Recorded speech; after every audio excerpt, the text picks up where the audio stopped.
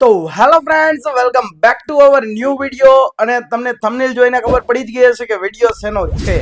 હા, સૌરસ હોસ્ટેલમાં અત્યારે હાલમાં એક નવો પરિપત્ર છે એ બહાર પાડવામાં આવ્યો છે. એ જે પત્ર છે એ હમણાં દેખાડું કે શેનો પત્ર છે. અને પત્રમાં છે એવું લખેલું છે કે એડમિશન ફોર્મ છે એ ભરાવાના ચાલુ થઈ ગયા છે. જે કોઈ પણ વિદ્યાર્થીને કોલેજ કરતા હોય અથવા તો પીજી કરતા હોય, યુજી કરતા હોય, બધા જ વિદ્યાર્થીઓને આ સમરસ હોસ્ટેલમાં છે એ કઈ રીતે એડમિશન મેળવવું, કેટલા ટકા હોય તો એડમિશન મળે, કઈ કઈ જગ્યાએ એડમિશન મળે અને આની પ્રોસેસ શું છે, તો આખી વસ્તુ છે એ બધી જ વસ્તુ હું આમાં કહેવાનો છું. તો પહેલેથી લઈ અને છેલ્લે સુધી વિડીયો જોજો, તો આમાં તમને બધી જ ખબર પડશે કે કઈ રીતે એડમિશન લેવાય અને કઈ રીતે બધી વસ્તુ થાય.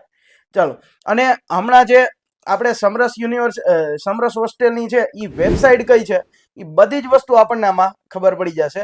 તો એક સમરસ હોસ્ટેલ દ્વારા પરિપત્ર બહાર પાડવામાં આવ્યો છે. એ પરિપત્રમાં છે શું, તો ચાલો જોઈએ. તો અહીંયા તમને એક પરિપત્ર દેખાતો હશે, જે ગુજરાત સમરસ છાત્રાલય સોસાયટી દ્વારા બહાર પાડવામાં આવ્યો છે કે સમરસ છાત્રાલયમાં પ્રવેશ મેળવવા માટે ઓનલાઈન અરજીઓ મેળવવાની જાહેરાત, જે 2025 અને 26 ના વિદ્યાર્થીઓ માટે છે. હવે અહીંયા લખેલું છે કોલેજ કક્ષાના સ્નાતક અને અનુસ્નાતક તથા ઉચ્ચ અભ્યાસક્રમોના અભ્યાસ કરતા અનુસૂચિત જાતિ અને અનુસૂચિત જનજાતિ અથવા તો સામાજિક અને શૈક્ષણિક રીતે પછાત એટલે એસસી, એસટી, ઓબીસી આ બધા જ વિદ્યાર્થીઓ માટે આ પરિપત્ર છે એ લાગુ પડવાનો છે. ચાલો, વિદ્યાર્થીઓને વર્ષ 2025-26 ના શૈક્ષણિક વર્ષ માટે સમરસ કુમાર અને કન્યા છાત્રાલય અમદાવાદ, ભુજ, વડોદરા, સુરત, રાજકોટ, ભાવનગર, જામનગર, આણંદ, હિંમતનગર, પાટણ, મોડાસા અને આ બધી જ જગ્યાએ સમરસ કુમાર છાત્રાલય ગાંધીનગર ખાતે, આ બધી જ જગ્યાએ જેટલા જિલ્લાના નામ લીધા, આ બધી જ જગ્યાએ છે એ સમરસ છાત્રાલય આવેલી છે. આપણે અહીંયા રાજકોટમાં સૌરાષ્ટ્ર યુનિવર્સિટી પાસે આપણે સમરસ છાત્રાલય આવેલી છે. હમણાં બધી જ ડિટેલમાં વાત કરીએ આપણે. પછી અહીંયા લખેલું છે કે અહીંયા પ્રવેશ મેળવવા, હવે સમરસ છાત્રાલયમાં જે લોકોને પ્રવેશ મેળવવો છે, જે વિદ્યાર્થીઓને પ્રવેશ મેળવવો છે, તેમને http://samras.gujarat.gov.in આ વેબસાઇટ ઉપર તમારે જવાનું છે.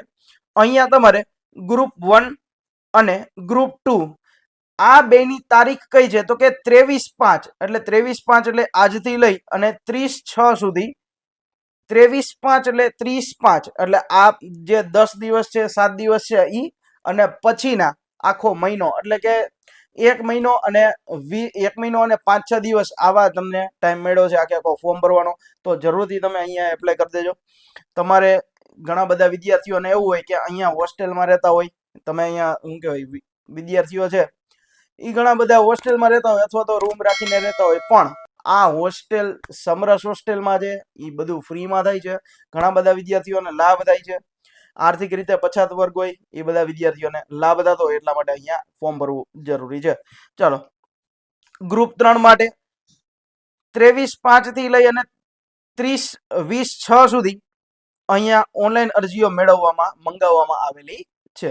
હવે જો આપણે વાત કરીએ આગળ પોઈન્ટ ટુ પોઈન્ટની, તો સૌથી પહેલા લખેલું છે સ્નાતક કક્ષાના તમામ અભ્યાસક્રમો તેમાં કોઈ પણ વર્ષ અથવા તો સેમેસ્ટરમાં નવો પ્રવેશ મેળવવા માટે ધોરણ 12 ની ટકાવારી અથવા તો અનુસ્નાતક કક્ષાના અભ્યાસક્રમોના સ્નાતક કક્ષાની ટકાવારી અહીંયા લાગુ પાડવામાં આવશે. હવે જો તમારે અંડર ગ્રેજ્યુએટ એટલે કે બેચલર ડિગ્રી કરવી હોય તો 12માના ટકાવારી, અને પીજી એટલે કે પોસ્ટ ગ્રેજ્યુએટ કરવી હોય તો અંડર ગ્રેજ્યુએટ એટલે જે તમે ગ્રેજ્યુએશન કર્યું છે એના તમારે ટકાવારી ધ્યાનમાં લેવામાં આવશે. જે કેટલી છે, તો કે બંનેની 50-50%. કાં તો તમારે 12મામાં 50% આવેલા હોય તો તમે આમાં ફોર્મ ભરી શકો, અથવા તો તમારે ગ્રેજ્યુએશનમાં છે એ 50% હોય, 50% ઉપર તમારે ગ્રેજ્યુએશન કરેલું હોય તો તમે આમાં એડમિશન મેળવી શકો છો, તો તમારે ચાન્સ રહેશે.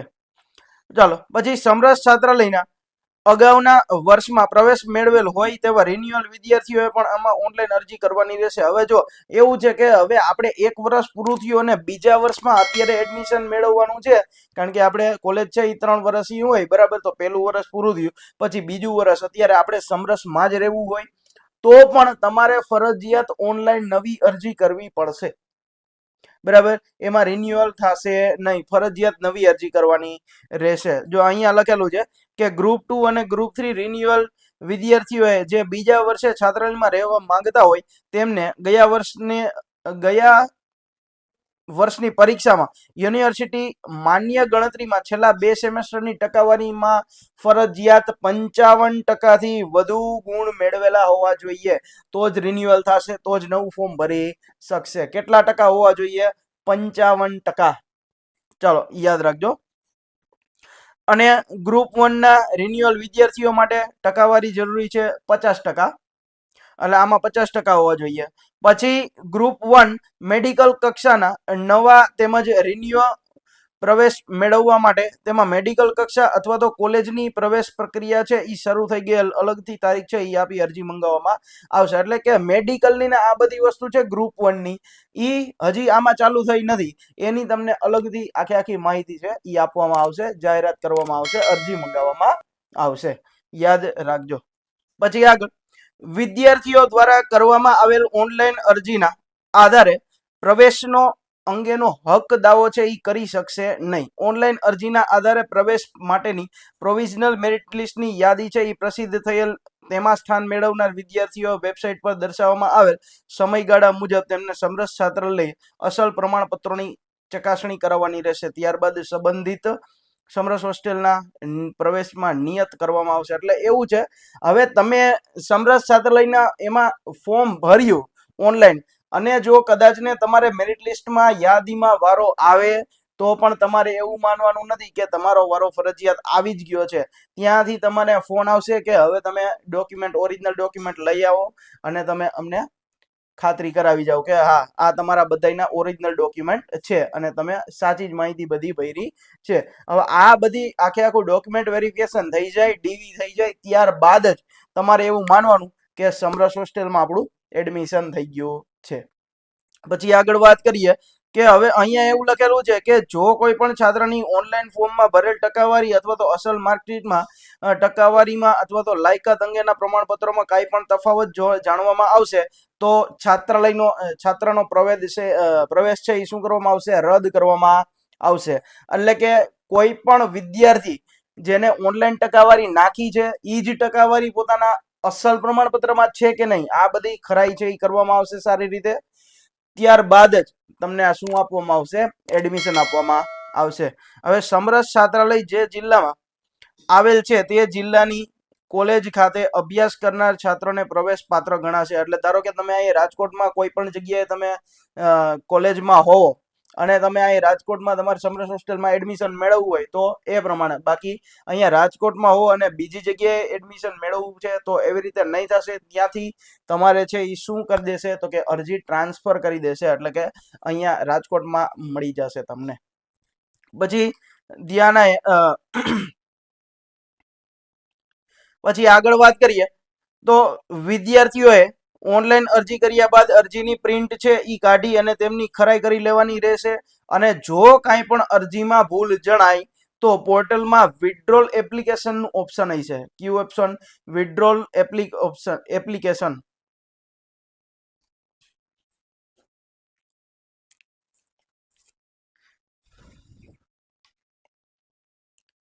પછી વાત કરીએ તો વિદ્યાર્થીઓને ઓનલાઈન અરજી કર્યા બાદ અરજીની પ્રિન્ટ કાઢી અને તેની ખરાઈ કરી લેવાની રહેશે. અને જો અરજીમાં કોઈ પણ ભૂલ જણાય તો પોર્ટલ ઉપર વિથડ્રો એપ્લિકેશન નામનું બટન છે એના ઉપર જૂની અરજી છે એ રદ કરી અને નવેસરથી નવી અરજી છે એ તમે કરી શકશો. અને જાહેરાતની અંતિમ તારીખ બાદ અરજીમાં કોઈ પણ સુધારા વધારા કરી શકાશે નહીં. એટલે આગળ મેં કીધું કે 30/6 સુધી આ છેલ્લી તારીખ છે, ત્યાંથી પછી કોઈ પણ સુધારા વધારા થઈ શકશે નહીં. એની પહેલા તમારે જો કાંઈ પણ તમારે ફોર્મ છે એ તમે ભર્યું અને પ્રિન્ટ કાઢીને જોઈ કે આમાં આપણે જે વિગત ભરવામાં તો ભૂલ થઈ ગઈ છે તો વિથડ્રોલ એપ્લિકેશન છે એ બટન ઉપર ક્લિક કરશો એટલે તમે પાછા સુધારા વધારા કરી શકશો.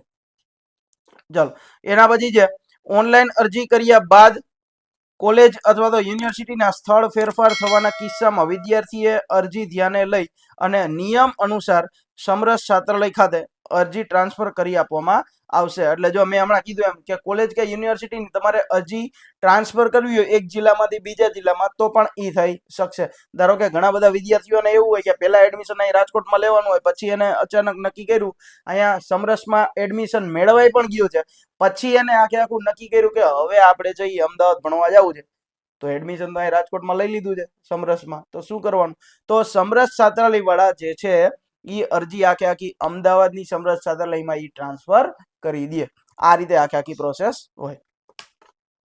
પછી આગળ વાત કરીએ તો સમરસ છાત્રાલયના પ્રવેશ અંગેના નિયમ તેમજ વધુ વિગતો છે એ બધી તમારે વેબસાઇટ ઉપર છે, એ જેનો સંપૂર્ણ અભ્યાસ કરી અને છાત્રાલયે ઓનલાઈન અરજી કરવાની રહેશે. આ બધા એના નીતિ નિયમો છે એ બધા તમારે શું કરી લેવાના છે, એકવાર વાંચી લેવાના છે. અને આ સમરસ છાત્રાલયમાં તમારે કોન્ટેક્ટ કરવો હોય મેલ આઈડી, તો એ કઈ રીતે કોન્ટેક્ટ કરવાનો આ બધી જ વસ્તુ છે એ હમણાં કહીશ, તો વિડીયોમાં છેલ્લે સુધી જોડાયેલ રહેજો. પછી લખેલું છે વધુમાં પ્રવેશ અંગે કોઈ પણ માહિતી અથવા તો વેબસાઇટ પર દર્શાવેલ સંબંધિત જિલ્લામાં આવેલ સમરસ છાત્રાલયનો સંપર્ક કરવાનો રહેશે. એટલે મેં કીધું એમ જ તમારે કઈ પણ સંપર્ક કરવો હોય અથવા તો ફોન નંબર માહિતી જોતી હોય તો હમણાં ઓનલાઈન આપણે જોઈ લઈએ.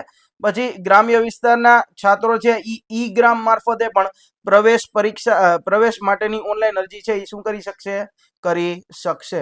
એટલે ઈ ગ્રામ મારફતે એટલે ઓનલાઈન છે, ઈ વેબસાઇટ ઉપર ઈ ગ્રામ મારફતે તમે આ પ્રકારનું ફોર્મ છે એ તમે ભરી શકશો. આ 23/5 તારીખે છે એ આખો પરિપત્ર છે એ બહાર પાડવામાં આવ્યો છે સમરસ છાત્રાલય દ્વારા ગાંધીનગર.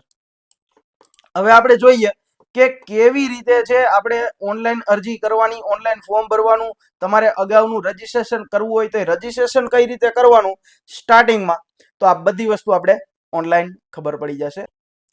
તો ચાલો હવે તમારે કોઈ પણ સૌથી પહેલા ક્રોમ બ્રાઉઝરમાં આવી જવાનું છે. ક્રોમ બ્રાઉઝરમાં આવી ગયા બાદ અહીંયા લખવાનું છે સમરસ હોસ્ટેલ એડમિશન. આવી રીતે તમે ટાઈપ કરશો એટલે અહીંયા પેલી જ વેબસાઇટ આવશે કે apply online official website of Samras hostel. તો અહીંયા તમે પેલી વેબસાઇટ ઉપર તમે ક્લિક કરશો એટલે કંઈક આ રીતે આખું આપણને રજીસ્ટ્રેશન વાળું ફોર્મ ખોલશે કે અહીંયા આપણે શું કરી શકીએ, સમરસ હોસ્ટેલમાં રજીસ્ટ્રેશન કરી શકીએ.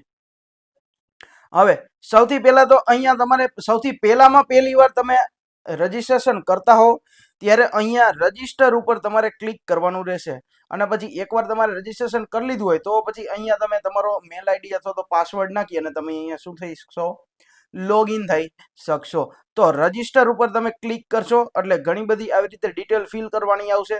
સૌથી પહેલા તો ફર્સ્ટ નેમ આવશે તમારું, મિડલ નેમ, પછી સરનેમ આવશે, પછી તમારી જન્મ તારીખ આવશે, પછી મોબાઈલ નંબર નાખવાનો રહેશે જે અત્યારે કરંટમાં હોય એ જ નાખજો, અને મેલ આઈડી પણ કરંટમાં હોય એ જ નાખજો, કારણ કે બેયમાં ઓટીપી આવશે અને બે ઓટીપી તમારે અહીંયા નાખવા પડશે.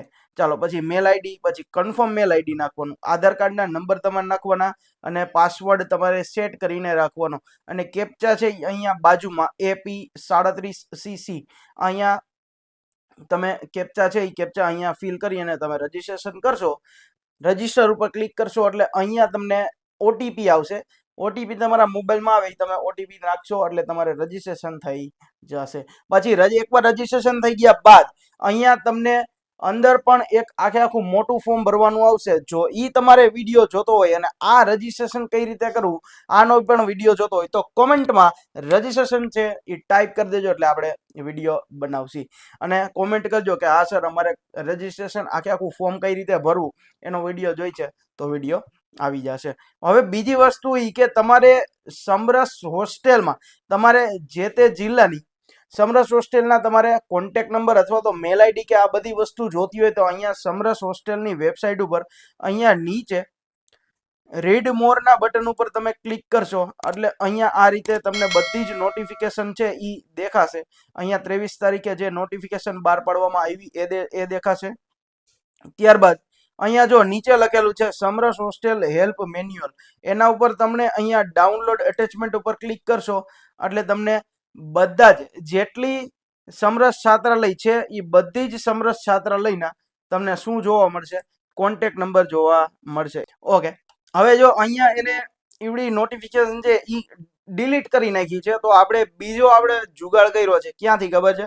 તો અહીંયા જો લોગિનની બાજુમાં કોન્ટેક્ટ અસ એના ઉપર ક્લિક કરશો તો ત્યાં પણ તમને અહીંયા નીચે કેટલી સૌરાષ્ટ્ર યુનિવર્સિટી કેટલી છે જો તો કે 23 સમરસ છાત્રાલય છે. યા 23 ના તમને નામ આપેલા હશે, નંબર આપેલા છે, પછી લખેલું છે બોયઝ છે કે ગર્લ્સ છે, પછી કોન્ટેક્ટ નંબર આખા આપેલા છે, પછી મેલ આઈડી આખું આપેલું છે. આ બધી જ વસ્તુ છે એ તમને અહીંયાથી દેખાશે. કોન્ટેક્ટ અસ ઉપર તમારે શું કરવાનું રહેશે? ક્લિક કરવાનું રહેશે. હવે જો અહીંયા આપણે તમે જે હમણાં કીધું કે આપણે જે